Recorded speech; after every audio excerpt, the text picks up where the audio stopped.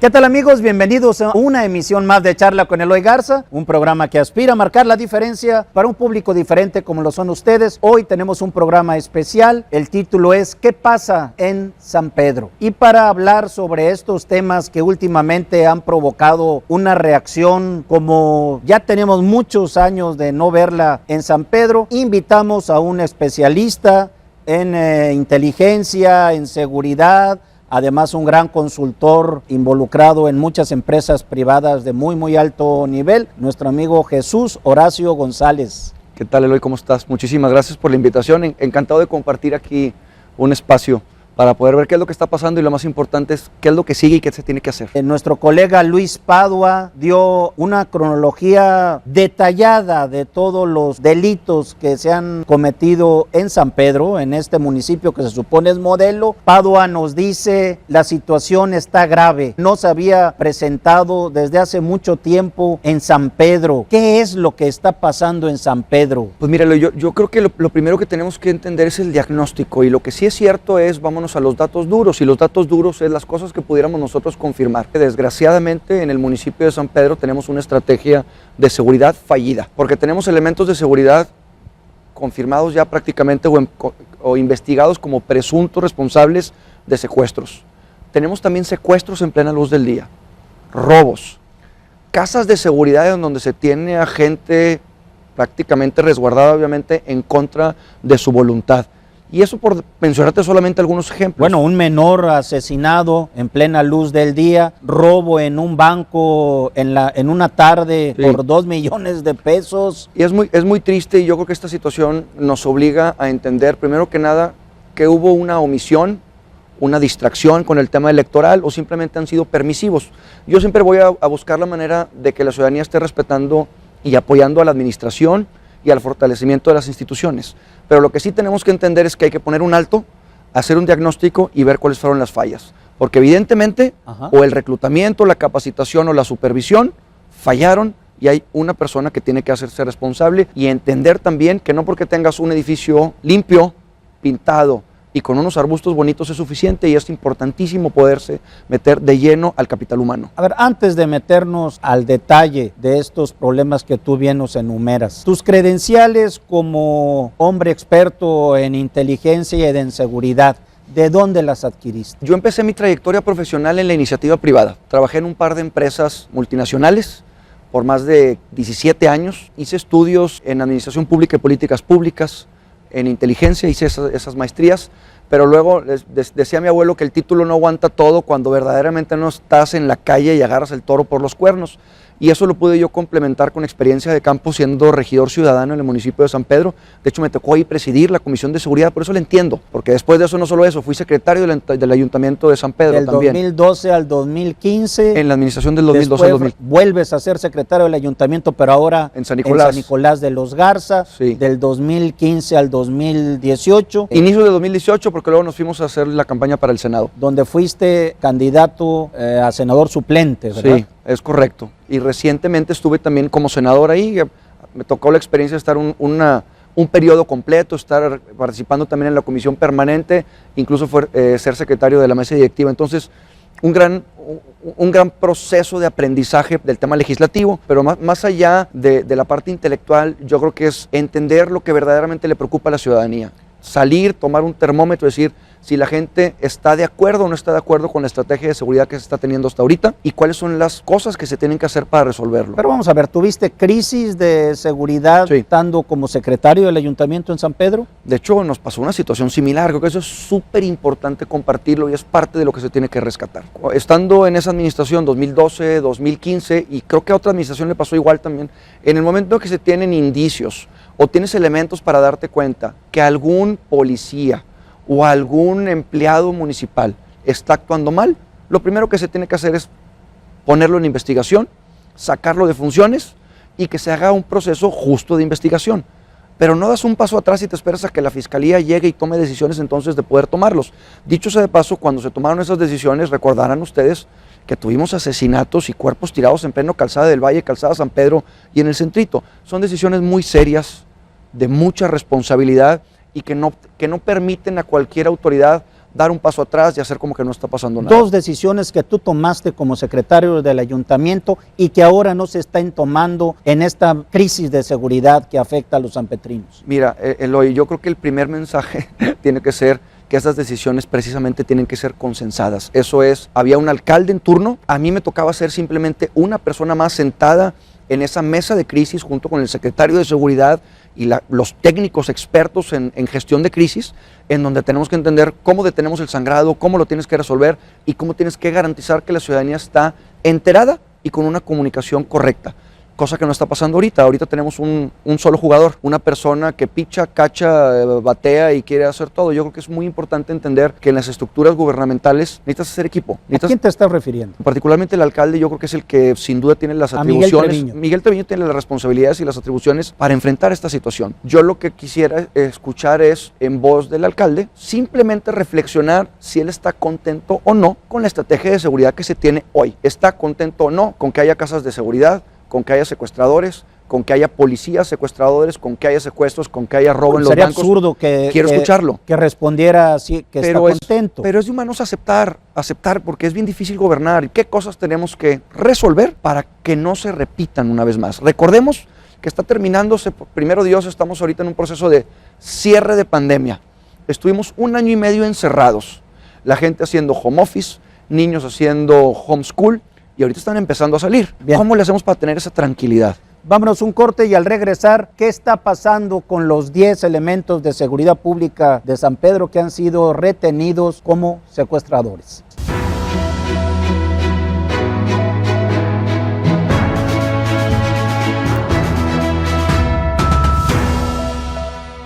Volvemos a charla con Eloy Garza, con nuestro amigo Jesús Horacio González, especialista en seguridad pública e inteligencia. Han sido detenidos 10 elementos de la Corporación de Seguridad Pública de San Pedro. ¿Son los únicos, Jesús Horacio? Pues mira, eso es lo que quisiéramos saber y esperemos que sí. Sin embargo, el proceso que se tiene que seguir es inmediatamente identificar cuáles fueron las otras personas que pueden haber estado involucradas, porque normalmente son células mucho más grandes. ¿Tú crees que actuaron solos? Yo no creo que aisladamente. Yo no creo que hayan actuado solos, y lo que sí te puedo decir es que tenemos que darnos cuenta que la autoridad fue permisiva o omisiva, pero lo que sí es cierto es que fue responsable. Entonces, si estos elementos que he dicho, tengo que hacer un paréntesis sumamente importante y mi mensaje para las personas que se dedican a la función de seguridad. Mi reconocimiento para el tiempo que le dedican a la seguridad de nosotros como ciudadanos. Totalmente. No se vale que por unos pocos que actúan mal se dañe el prestigio de toda una corporación. De toda una corporación y de mucha gente que tienen años entregando su cuerpo y alma para que nosotros estemos tranquilos. No se vale que por algunos pocos se dañe a una institución y se dañe también a gente que ha estado trabajando en esto. Entendamos que esto es un proceso de reclutamiento que se hizo recientemente. En algunos elementos,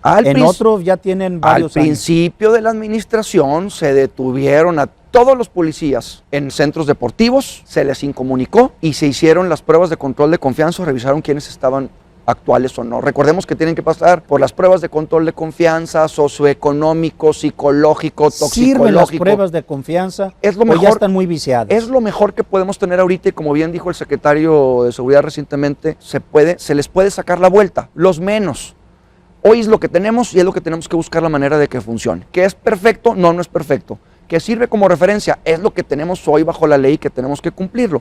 Pero lo importante aquí es el proceso de reclutamiento, capacitación y seguimiento del personal. No sabemos si tienen un Cardex o no en donde se haya podido analizar el comportamiento de todos ellos. No tenemos ahorita indicios como para pensar que estos sensores que traen en sus cámaras, porque todo está grabado y lo estamos presumiendo, ¿no? Y pues lo están, si lo apagan, manipulados. El hecho de que existen estas vulnerabilidades no te habla solamente de vulnerabilidades en las personas, te habla de vulnerabilidades en el proceso y en la estrategia. ¿Realmente crees que el problema sea de mera distracción?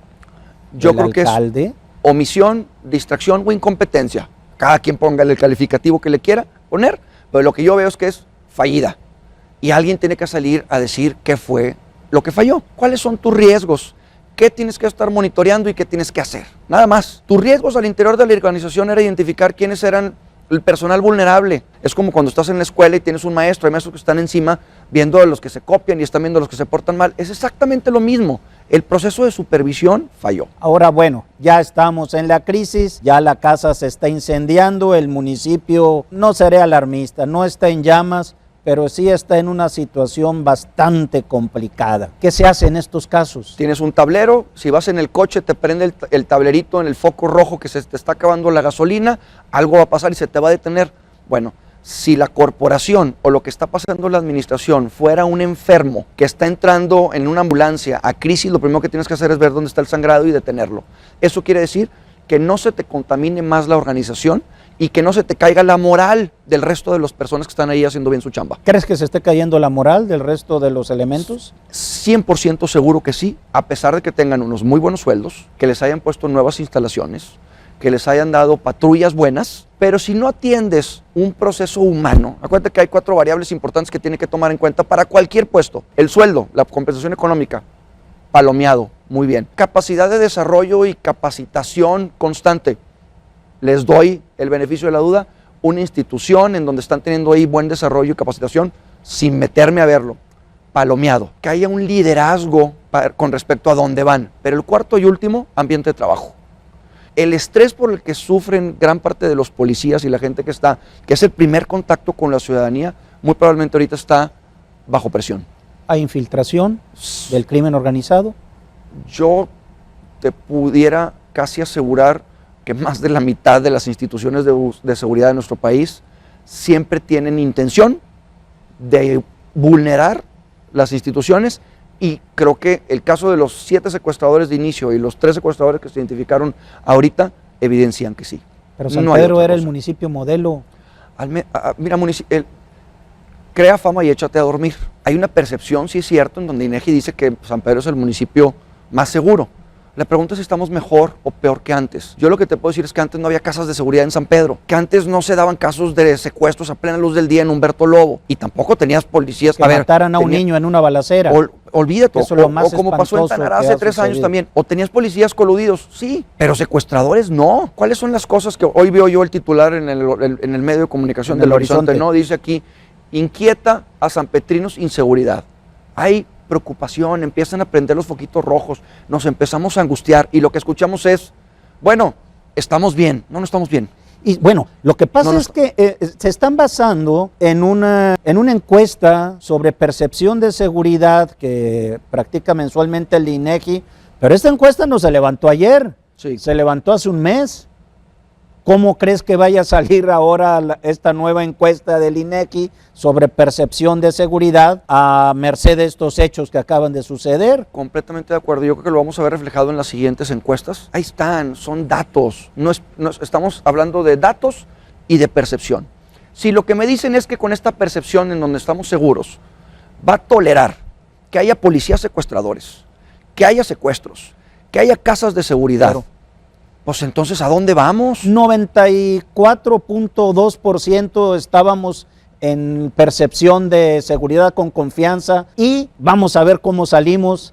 ¿En cuánto crees que se desplome antes de irnos al corte? 8 puntos cuando menos. 8 puntos cuando menos. Volvemos a charla con Eloy Garza después de un corte.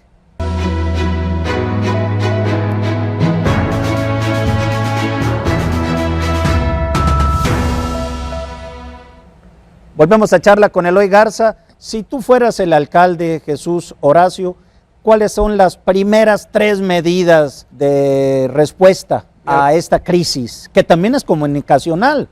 También hay una crisis de comunicación por parte del gobernante. Tienes lo estratégico, lo táctico y lo operativo. En lo estratégico tienes que sumar al consejo y al comité. Que por cierto, muchos de las personas que están formando parte hoy del Consejo Consultivo Ciudadano y del Comité de Seguridad se sienten segregados y que no están siendo tomados en cuenta o que se les está tomando en pelo. Yo creo que lo más importante es sumar a la ciudadanía para ver entonces cuáles son los indicadores que nosotros tendríamos que estar viendo para resolverlo. En el tema táctico, tendremos que ver si el proceso de reclutamiento es el correcto. ¿Qué es lo que está pasando con el personal que tenemos adentro? ¿Tenemos un CARDEX o no tenemos un CARDEX con un cronograma de su comportamiento, bueno y malo? Y por último, en la parte operativa, la supervisión. La supervisión y la capacidad operativa, dicho sea de paso, del C4, de la coordinación con Sedena, de la coordinación con Marina, de la coordinación con Fuerza Civil, que hoy no se ve. Y entonces te quedas encerrado en una burbujita y a veces no te dejas ayudar. ¿Qué es lo que pasa? Que cuando se hacen estos grupos de coordinación operativa te sirven como contrapesos. Y esos contrapesos te garantizan a que unos se vigilan a los otros. Entonces van acompañados en patrullajes, van acompañados en el seguimiento de estrategias operativas que garantizan precisamente que se vigilan los unos a los otros. Vamos a suponer que eres tú el alcalde, no Miguel Treviño, te truena esta crisis entre las manos. ¿Qué le dirías a los sanpetrinos en este momento? Que no vamos a permitir que ni un solo elemento que sea funcionario público esté utilizando nuestro dinero para los sueldos, nuestras armas y nuestros uniformes para delinquir y hacer algo que es completamente opuesto a proteger y servir a nuestra ciudadanía. Que tenemos que buscar la manera de resolver que esto no se repita y que ahora más que nunca tenemos que cerrar filas y encontrar la forma en la que esto no va a volver a pasar. Porque lo que yo creo es que si esto sigue así, por lo pronto, si yo fuera el alcalde Miguel Treviño, eso sí te digo que no debería de hacer, y es ser omiso y mucho menos estar pensando en cualquier otro proyecto. Yo lo que creo es que el alcalde, si esto sigue así, no va a terminar la administración. ¿No va a terminar la administración? Yo creo que el alcalde, si esto sigue así, bueno, sería una absoluta irresponsabilidad pensar que si el municipio se encontrara en esta situación actual, pensara en dejar las cosas inconclusas. Yo quisiera estar viendo un cierre hasta el día 31 de octubre del 2024. Ahora, no hemos tocado otros dos temas. Volvemos con este pronóstico un poco tétrico que das sobre el futuro del alcalde Miguel Treviño. Uno es el problema de desarrollo urbano que se llevó de encuentro a muchas familias de las cabezas de San Pedro, que prácticamente los arrojaron a la calle con 500,000 pesos de indemnización, pero ¿qué haces en medio de una pandemia con ese dinero para que en menos de 24 horas puedas buscar otro lugar donde alojarte? Recordemos aquel caso de hasta Alfonso Martínez Domínguez, cuando la Macroplaza que los agarró, pero les dio una casa mucho mejor. Y aquí yo lo que veo en el caso de San Pedro es que, dejando a un lado el si hay una razón o no jurídica, creo que el trato, la forma y los derechos humanos se están violentando. El dejar gente sin techo, sin baños y completamente a la intemperie es una absoluta irresponsabilidad y falta de tacto, no político, humano. La rebelión de los empleados burócratas despedidos son aproximadamente 90. Con justa razón, ¿cómo no van a sentirse agredidos si algunos estaban a 2 o 3 años de jubilarse, si otros tenían más de 20 años trabajando ahí y ven las incongruencias de decisiones en la administración en donde despides a 90 personas, pero no te armaste de valor para despedir a los que estaban trabajando con tu dinero, con tu sueldo, con tus armas y con tu uniforme para delinquir? Es una absoluta incongruencia. ¿Por qué meter tantos fierros a la lumbre? No, es por improvisaciones. O sea, yo creo que cuando abres tantos frentes y cuando no tienes la capacidad de delegar y estás distraído en los temas electorales, pues ahí están las consecuencias. Obvio que fue por omisión o por irresponsabilidad o por falta de seriedad. Ahora mira, yo sé que el alcalde se ha dedicado también a temas de inteligencia competitiva. Él sabe y entiende de los riesgos que se tienen que enfrentar a la administración, pero a veces estando sentados ahí a lo mejor te da un poquito de ceguera de taller o te da mareo y entonces te distraes con otras cosas. El estar en la función pública marea a muchos. Y es cuando sacas verdaderamente lo que eres. Yo lo que les digo es que esas tarjetas de presentación, mira, a mí ya me tocó tener la tarjeta de presentación de regidor ciudadano, de secretario del Ayuntamiento de San Pedro, de secretario del Ayuntamiento de San Nicolás, de senador. Y yo lo que les digo es que son tarjetas prestadas, que lo único que nos dan es la posibilidad de poder estar cerca de la gente y garantizar que les estamos sirviendo, no sirviéndonos de ellos. Yo lo que veo hoy es un reflejo de una administración que le sobra un poquito de soberbia, que le falta un poquito de tacto, y que creo que le ha faltado muchísima apertura y cercanía con la ciudadanía. Eso de presumir gobiernos abiertos y gobernanzas colaborativas y cercanías con las asociaciones civiles, yo no lo veo. Pregúntale al Consejo Consultivo Ciudadano de Seguridad o pregúntale al Comité de Seguridad a ver qué opinan al respecto. Hace algunas horas operaron a nuestro gran amigo Mauricio Fernández. Afortunadamente fue una operación que salió muy bien, lo operaron de la pleura, un cáncer de pulmón que tiene, pero que ya está saliendo avante, y dicen que lo primero que susurró al despertar de la anestesia fue, se los dije. Tú también lo dijiste en su momento. Todo el tiempo. Mira, a mí me tocó coincidir con el ingeniero Mauricio Fernández, a quien le mando un afectuoso saludo y espero pronta recuperación. Al ingeniero Mauricio me tocó coincidir con él como precandidato a la alcaldía de San Pedro, que finalmente tuve que renunciar a la precandidatura para irme al Senado. Pero en el tiempo que nos tocó de debates, siempre coincidíamos en eso. ¿Y sabes qué es lo más penoso? Que la respuesta de la administración era: se están aprovechando porque es un tema electoral, quieren capitalizar cosas que no les corresponden y mira, ahí está, el tiempo nos dio la razón y desgraciadamente quien está sufriendo estas consecuencias es la ciudadanía, no el alcalde del turno y no los que estuvieron como precandidatos a la alcaldía tampoco. Entonces yo lo que veo es una necesidad de hacer un alto, de aceptar que la estrategia de seguridad por lo pronto hoy no tiene satisfechos a los sanpetrinos y que algo se tiene que hacer. Ahora, y le doy el beneficio de la duda. Tú me dices doble contra sencillo a que no termina su segundo periodo como alcalde Miguel Treviño, Sí. pero no termina porque la crisis lo va a afectar políticamente o porque se nos va a otro cargo como senador. No ¿A sé- qué te refieres? No sé si haya hecho él algún compromiso de quedarse hasta cierto momento. Lo que yo sí creo es que la ciudadanía hoy acepta que cuando haces un buen trabajo, te vayas a buscar algo en donde les vas a servir más. Pero lo que no acepta es que dejes las cosas tiradas. Dependerá de la primera mitad, es decir, el primer semestre del 2024, para ver qué decisión se tiene que tomar y si tendría un apoyo de la ciudadanía. ¿Y en los sanpetrinos tienes fe?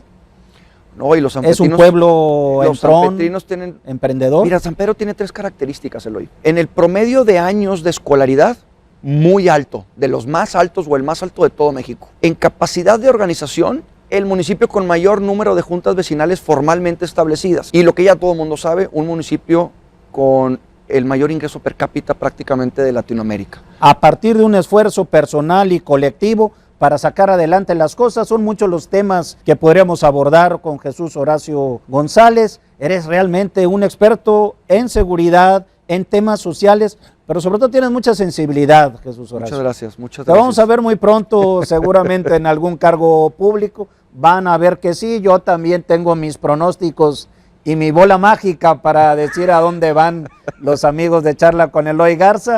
Y espero que no sea la última vez Muchas que nos gracias. veamos aquí en este programa, que es tu casa, Jesús Muchísimas Horacio. gracias por la invitación. Encantado de compartir el poco o mucho conocimiento que he adquirido. Les digo yo que es lo que deja las entradas, las canas, la vejez, te da un poquito de sabiduría, sensatez y lo más importante es aterrizarse con verdaderamente las cosas que le interesan a la ciudadanía. La ciudadanía es el verdadero termómetro para los que estamos en la Y un función poco de pública. bilis Un también. poco de bilis y mucho empuje. Y mucho empuje. Muchas gracias. Pues gracias por acompañarnos. Nos vemos próximo martes, 7:30 de la tarde aquí. Nos vemos en la próxima emisión de Charla con Eloy Garza.